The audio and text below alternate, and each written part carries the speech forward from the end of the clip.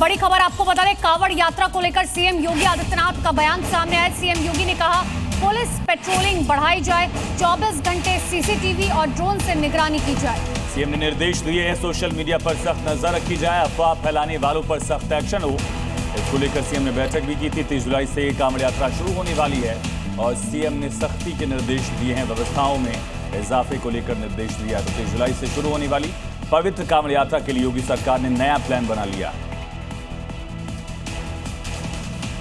जिसमें एक एस का मतलब है शुद्धता तो दूसरे एस का सुरक्षा। इन दोनों ही मुद्दों पर योगी फुल एक्शन में है और इसलिए कांवड़ यात्रा की शुद्धता और कांवड़ियों की सेहत पर जोर है, जिसे लेकर रूट पर सभी दुकानदारों को पहचान वाले बोर्ड लगाने की हिदायत दी। तो वहीं खाद्य विभाग ने जांच शुरू कर दी है।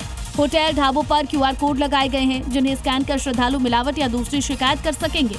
वहीं सुरक्षा को लेकर लगातार पुलिस का फ्लैग मार्च भी जारी है। तो शिवालयों के साथ ही कांवड़ मार्गों पर पुलिस की तैनाती कर दी गई है। मंदिरों में व्यवस्थाओं के साथ कैमरों से निगरानी भी रखी जा रही है कि योगी साफ कर चुके हैं, कांवड़ बेरोक टोक अनुशासित तरीके से निकलेगी। गोरखपुर को सीएम योगी आदित्यनाथ ने सौगात दी है। लोकार्पण को एक और सड़क पूरी तरीके से तैयार। तो आज ये सौगात मिलेगी। ग्रीन सिटी रोड का लोकार्पण करेंगे सीएम योगी आदित्यनाथ। माधोपुर बंधा तक ये सड़क चौड़ी हुई है। ग्रीन सिटी कॉलोनी के लोगों को इससे फायदा मिलेगा। सड़क निर्माण में 69 करोड़ 58 लाख की दरअसल लागत आई है, जिसकी सौगात मिलेगी आज,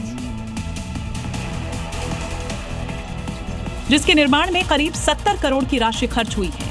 इस सड़क के बन जाने से गोरखपुर में बुनियादी ढांचे को मजबूत करने की दिशा में बड़ी सफलता मिली है। ये सड़क NH 24 से निकलकर ग्रीन सिटी पटनिया होते हुए माधोपुर बंधा तक जाती है। सड़क चौड़ी हो जाने से ग्रीन सिटी और इससे जुड़ी कॉलोनियों में आना जाना अब आसान होगा। साथ ही माधोपुर बंधा जाने के लिए भी एक बेहतर वैकल्पिक मार्ग मिला है। सड़क के दोनों तरफ ड्रेन का निर्माण कराया गया है ताकि जल निकासी की भी समुचित व्यवस्था रहे। और गुरु पूर्णिमा के मौके पर सीएम योगी शिष्य और गुरु दोनों भूमिका में दिखेंगे। शिष्य के रूप में गुरुओं की पूजा करेंगे तो गुरु के रूप में साधु संतों और शिष्यों को आशीर्वाद देंगे। गोरक्षापीठ के लिए विशेष होता है। इस मौके पर गोरक्षापीठाधीश्वर और मुख्यमंत्री योगी आदित्यनाथ, शिवावतार और नाथ पंथ के आदि गुरु महायोगी गोरखनाथ सहित पीठ के अपने पूर्ववर्ती गुरुजन की पूजन स्तुति करते हैं।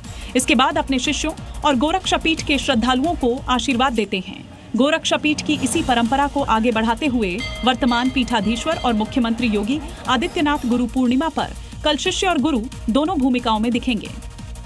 अब बड़ी खबर है, रविदास जयंती पर यूपी बीजेपी अभियान चलाएगी। बीजेपी समरसता संकल्प अभियान शुरू करेगी और कल से इस अभियान की शुरुआत होने जा रही है। सीएम योगी और बीजेपी के अध्यक्ष इसकी शुरुआत करेंगे। तो बड़ी खबर आपको बता रखे हैं, भारतीय जनता पार्टी की तरफ से समरसता संकल्प अभियान शुरू किया जाएगा। तो नितिन नवीन, सीएम योगी आदित्यनाथ, पंकज चौधरी समेत तमाम बीजेपी के दिग्गज जुटेंगे 2027 चुनाव की तैयारी। 69,000 सहायक शिक्षक भर्ती मामले में यूपी सरकार ने सुप्रीम कोर्ट में हलफनामा दाखिल कर दिया और इस दाखिल किए गए एफिडेविट में बताया गया कि मौजूदा शिक्षकों की नौकरी सुरक्षित रहेगी, किसी की भी नौकरी जाएगी नहीं। सुप्रीम कोर्ट में दाखिल किए गए हलफनामे में सरकार ने साफ किया है कि 2020 में भर्ती हो चुके 67,867 शिक्षकों की नियुक्तियों पर कोई फर्क नहीं पड़ेगा। अगर हाई कोर्ट के आदेश के अनुसार तैयार की गई रिवाइज्ड मेरिट लिस्ट में नए उम्मीदवार योग्य पाए जाते हैं तो उन्हें उपलब्ध खाली पदों पर नियुक्त किया जाएगा। साथ ही 8,270 अभ्यर्थियों की संशोधित सूची कोर्ट में दी है। ये वो अभ्यर्थी हैं जो अभी नौकरी में नहीं हैं। सरकार ने कोर्ट में साफ किया कि पिछली सूची में 4,926 अभ्यर्थी ऐसे हैं जिन्होंने कार्यभार ग्रहण नहीं किया था। ऐसे में इन्हें भी संशोधित मेरिट सूची में शामिल किया जाए। वहीं राम मंदिर चढ़ावा चोरी के सभी 8 आरोपियों को कोर्ट की तरफ से कोई राहत नहीं मिली है। सभी 8 आरोपियों की न्यायिक हिरासत 10 अगस्त तक के लिए बढ़ा दी गई। राम मंदिर से चढ़ावा चोरी के 8 आरोपियों को अभी जेल में ही रहना होगा।